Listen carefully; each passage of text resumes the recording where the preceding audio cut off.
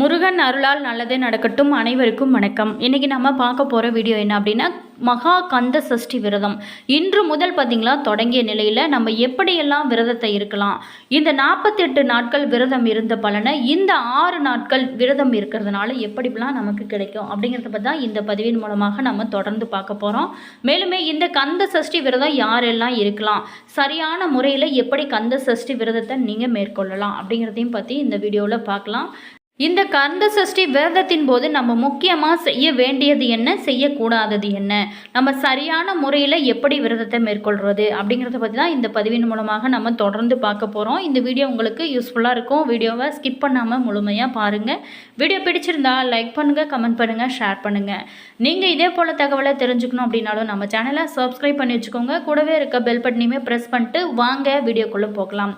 உங்களுக்கு முருகப்பெருமான் பிடிக்கும் அப்படின்னா கந்தனுக்கு அரோகரா, முருகனுக்கு அரோகரா அப்படிங்கிற வாசகத்தை மறக்காம கமெண்ட் பாக்ஸ் செக்ஷன்ல சொல்லுங்க. முருக பக்தர்கள் அனைவருமே ஆவலோட எதிர்பார்த்து காத்திருந்த நாள் தாங்க கந்த சஷ்டி விரதம்.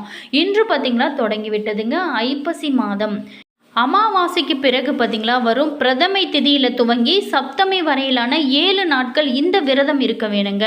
விரதம் இருப்பவங்க முக்கியமாக கடைபிடிக்க வேண்டியது குறித்து தான் நம்ம இந்த பதிவின் மூலமாக தொடர்ந்து பார்க்க போகிறோம்.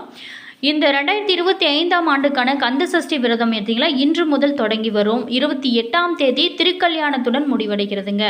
48 நாட்கள் மண்டல விரதம் இருப்பவங்க கடந்த மாதமே தொடங்கி இருப்பீங்க. ஆனால் பெரும்பாலான பெண்கள் பார்த்திங்களா இன்று தான் தொடங்குவாங்க. ஏன் அப்படின்னா அவங்க சரியான முறையில் விரதத்தை அவங்களால கடைபிடிக்க முடியாது அப்படிங்கிற ஒரு காரணம் கூட இருக்கலாம், இல்லை வேறு ஏதாவது ஒரு காரணமாக கூட இருக்கலாம். பட்டினி விரதம் காலை மாலை இரவு என ஏதாவது 2 வேளை உணவு எடுத்துக்கொண்டு சில பேர் பார்த்திங்களா விரதத்தை கடைபிடிப்பீங்க. ஒரு சில பேர் பார்த்திங்களா ஒரு வேளை உணவு மட்டும் எடுத்துக்கொண்டு மீதம் உள்ள 2 வேளையுமே சாப்பிடாமல் விரதம் இருப்பீங்க. கடுமையான விரதம் மேற்கொள்கிறவங்க 3 வேளை உணவையுமே தவிர்த்து எளிமையான உணவை உட்கொண்டு விரதம் இருப்பீங்க. இவை பட்டினி விரதம் அப்படின்னு கூட அழைக்கப்படுது. மேலுமே எந்த விரதம் நீங்கள் இருந்தாலும் சரிங்க, முருகப்பெருமானோட அருளால் உங்களுக்கு இனி வரக்கூடிய காலங்கள் நல்லதாகவே நடக்கட்டும்.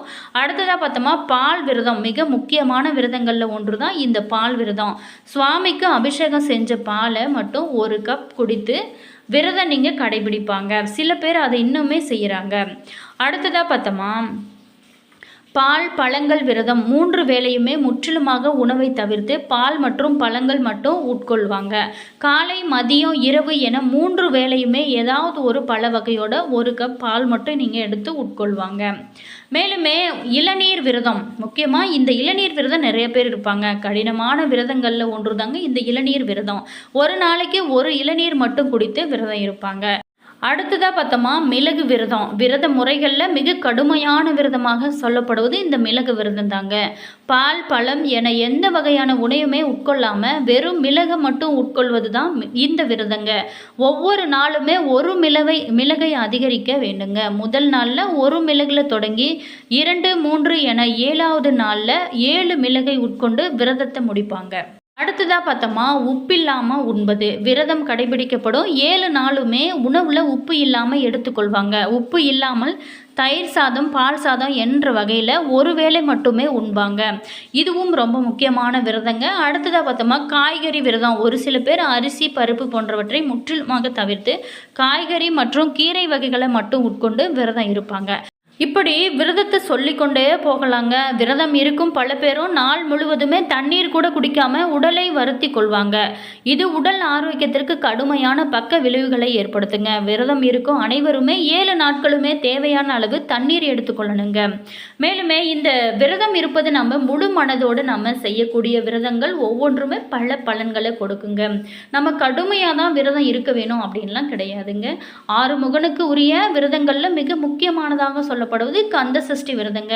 குறிப்பாகவே இதை யார் யார் எல்லாம் இந்த விரதத்தை இருப்பாங்க அப்படின்னு பார்த்தோமா குழந்தை பாக்கியம் வேண்டுறவங்க இந்த கந்த சஷ்டி விரதம் இருந்தாலே முருகனே குழந்தையாக அவதாரம் செய்வார் அப்படிங்கிறது அசைக்க முடியாத ஒரு நம்பிக்கையாகவும் இருதுங்க. இதை தாங்க சஷ்டியில் இருந்தால் அகைப்பையில் வரும் அப்படிங்கிற பழமொழியாகவும் சொல்கிறாங்க. மேலுமே கந்த சஷ்டி தினம் முதல் சூரசம்ஹாரம் வரைக்குமே மிக எளிமையான சைவ உணவினை குறைந்த அளவில் உட்கொண்டு எப்போதுமே முருகப்பெருமானோட சிந்தனையிலே விரதம் இருக்கிறது ரொம்ப சிறப்புங்க. மாலை நேரத்தில் பார்த்தீங்களா அருகில் இருக்கக்கூடிய முருகன் கோவிலுக்கு சென்று நீங்கள் தரிசனம் செஞ்சு நீங்கள் விரதத்தை நிறைவு செய்து கொள்ளலாம். முருகப்பெருமானோட அருளை பெறுவதற்கு ஏற்ற மிக சிறந்த விரதமாக சொல்லப்படுவது தாங்க கந்த சஷ்டி விரதம்.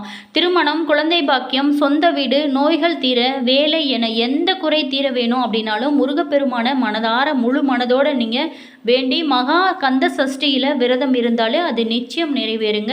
கந்த சஷ்டி விரதம் பார்த்திங்களா பல முறைகளில் கடைபிடிக்கப்படுவாங்க. இவற்றில் உங்களுக்கு வசதியான முறையில் நீங்கள் எது உங்களுக்கு உங்களுடைய உடலுக்கு செட் ஆகுமோ அந்த மாதிரி நீங்கள் சஷ்டி விரதத்தை நீங்கள் கடைபிடிக்கலாங்க. வீட்டில் இருந்தோ கூட நீங்கள் கடைபிடிக்கலாம், அல்லது நீங்கள் கோவிலுக்கு சென்று தங்கியோ கந்த சஷ்டி விரதம் நீங்கள் அனுஷ்டிக்கலாம். மேலுமே வீட்டில் இருந்தபடியே விரதம் இருப்பவங்க கலசம் அமைத்தோ படம் மட்டும் வைத்தோ நீங்கள் விரதத்தை இருக்க தொடங்க ஆரம்பிக்கலாம். இந்த கந்த சஷ்டி விரதம் பார்த்திங்களா தீபாவளி பண்டிகைக்கு அப்புறம் வரும் 6 நாட்கள் நடைபெறுங்க. திருச்செந்தூரில் வெகு சிறப்பாக கொண்டாடப்பட்டாலும் மற்ற தலங்களிலும் சிறப்பாக கொண்டாடப்படும். எந்த வினையானாலும் கந்தன் அருள் இருந்தால் அந்த வழி ஓடுவிடும் அப்படிங்கிறது ஆன்றோர் வாக்குங்க. அந்த 6 முகனுக்கு உரிய விரதங்களுக்கு மிக முக்கியமானதாக சொல்லப்படுவது கந்த சஷ்டி விரதம் தாங்க. குறிப்பாகவே குழந்தை பாக்கியம் வேண்டுறவங்க கந்த சஷ்டி விரதம் இருந்தாலே முருகனே குழந்தையாக அவதாரம் செய்வார் அப்படிங்கிறது அசைக்க முடியாத ஒரு நம்பிக்கையாகவும் இருக்குங்க. இதை தாங்க சஷ்டியில் இருந்தால் அகைப்பையில் குழந்தை வரும் அப்படிங்கிறது பழமொழியாகவும் சொல்கிறாங்க.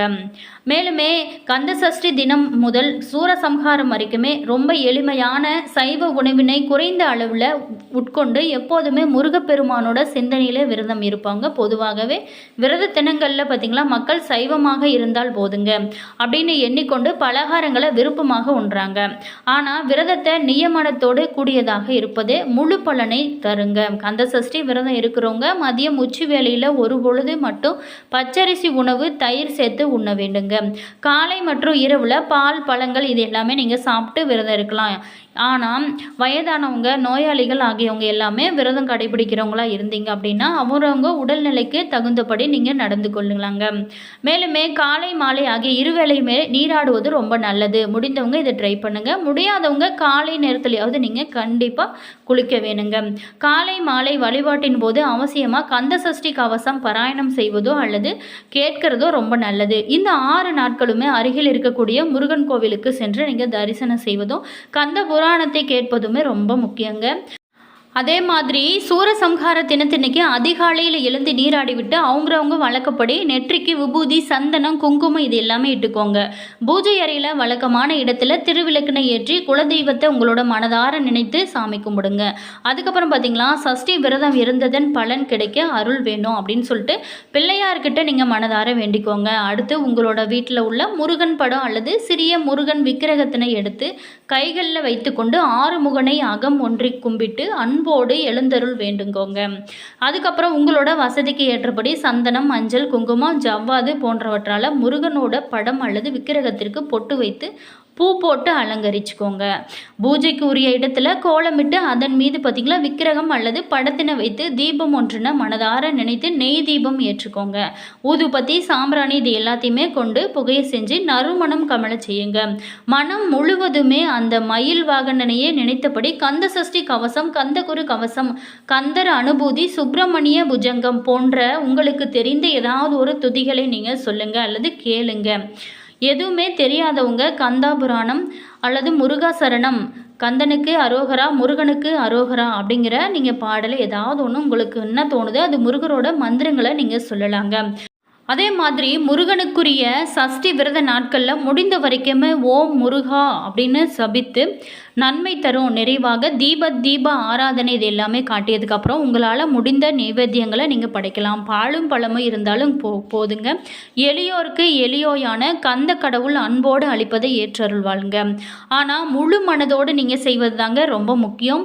அன்று மாலை பார்த்திங்களா ஒரு சில பேர் முருகப்பெருமான் சூரனை வதம் செஞ்ச கோலத்தில் தரிசனம் செஞ்சுவிட்டு திருச்செந்தூரில் கடலில் நீராடுவாங்க.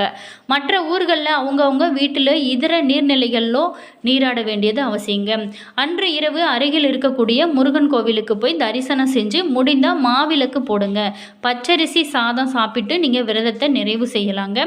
வேறு சில பேர் பார்த்திங்களா மறுநாள் முருகன் கோவில்களில் நடக்கும் பாவாடை நைவேத்தியத்தை தரிசனம் செஞ்சதுக்கு அப்புறமே சாப்பிட வேணும் அப்படின்னு கூட சொல்லுவாங்க.